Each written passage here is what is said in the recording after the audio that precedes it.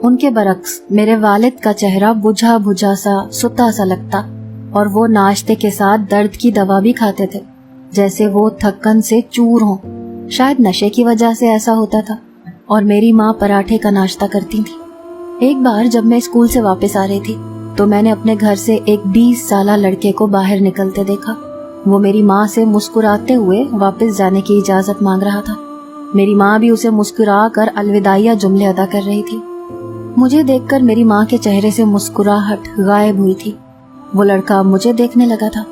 امی نے جب اس لڑکے کو دیکھا کہ وہ بڑے غور سے مجھے دیکھ رہا ہے تو وہ مجھ سے گھر کے اندر جانے کا کہنے لگی۔ میں گھر کے اندر چلی گئی۔ کافی دیر میری ماں اس لڑکے سے نہ جانے کیا باتیں کرتی رہی۔ میں نے پہلے اس لڑکے کو کبھی نہیں دیکھا تھا، لیکن میری ماں سے یوں بے تکلفی اس کی ایسے تھی جیسے پرانی شناسائی ہو۔ امی جب اندر آ گئیں تو میں نے امی سے پوچھا کہ یہ کون تھا اور ہمارے گھر پر کیا کر رہا تھا۔ میری بات پر وہ کچھ نظریں چرانے لگی، کہنے لگی میری دوست کا بیٹا ہے، یہاں سے گزر رہا تھا اسی لیے مجھے سلام کرنے آ گیا۔ نہ جانے کیوں مجھے لگا کہ میری ماں مجھ سے جھوٹ بول رہی ہے، لیکن یہ بات آئی گئی ہو گئی۔ ایک بار ابا گھر پر آئے تو وہ نشے میں نہیں تھے۔ مجھے انہیں ہوش مندی میں دیکھ کر بڑی خوشی ہوئی۔ وہ میرے لیے اس بار مٹھائی لائے تھے۔ میں بہت عرصے بعد اپنے باپ کو اس وقت ہوش و حواس میں دیکھ رہی تھی۔ مجھے بے حد خوشی تھی، لیکن ابا کو ہوش میں دیکھ کر میری ماں بالکل گم سم سی ہو گئی تھی۔ پہلی بار ابا نے صحن میں دسترخوان بچھا کر میرے ساتھ بیٹھ کر کھانا کھایا تھا۔ پھر مجھ سے میرے اسکول کا پوچھنے لگے۔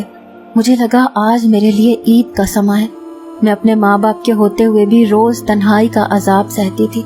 رات 8 بجے سے صبح 7 بجے تک میری ماں میرے باپ کو کمرے میں رکھتی تھی، اور اس کے بعد میں اسکول چلی جاتی تھی اور ابا اپنے ہوٹل میں۔ رات کو پھر سے وہ نشے میں ہوتے تھے۔ میں اپنے ہی گھر میں اپنے ماں باپ کے ہوتے ہوئے بھی یوں رہتی تھی جیسے تنہا زندگی گزار رہی ہوں۔ آج میں بے حد خوش تھی، لیکن میری ماں یوں چپ تھی جیسے اسے سانپ سونگھ گیا ہو۔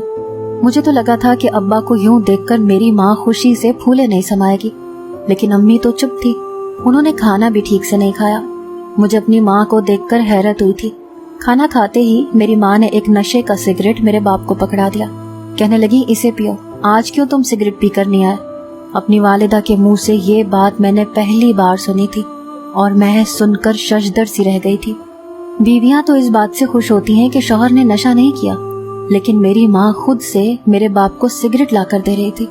میرے باپ نے ایک نظر میری ماں کی طرف دیکھا، کہنے لگے کہ آج رہنے دو، آج میں جینا چاہتا ہوں، دیکھنا چاہتا ہوں زندگی کیا ہوتی ہے، تھک چکا ہوں نشے میں رہ کر۔ میرے باپ کے لہجے میں نمی سی گھلی ہوئی تھی۔ پہلی بار مجھے اپنے ابا کی بات سن کر دل کو ایک دھچکا سا لگا تھا، لیکن اس کے بعد جو کچھ میری آنکھوں نے دیکھا وہ مجھے حیرت کے سمندر میں غوطہ زن کرنے کے لیے کافی تھا۔ میری والدہ نے لائٹر سے وہ سگریٹ جلایا اور زبردستی میرے باپ کے ہاتھ میں پکڑا دیا، کہنے لگی تم مجھے نشے میں چور ہی اچھے لگتے ہو، پیو اسے اور چلو کمرے میں۔ میں حیرت سے منہ کھولے اپنی ماں کو دیکھ رہی تھی۔ میری ماں کا یہ کون سا روپ تھا جو میں دیکھ رہی تھی؟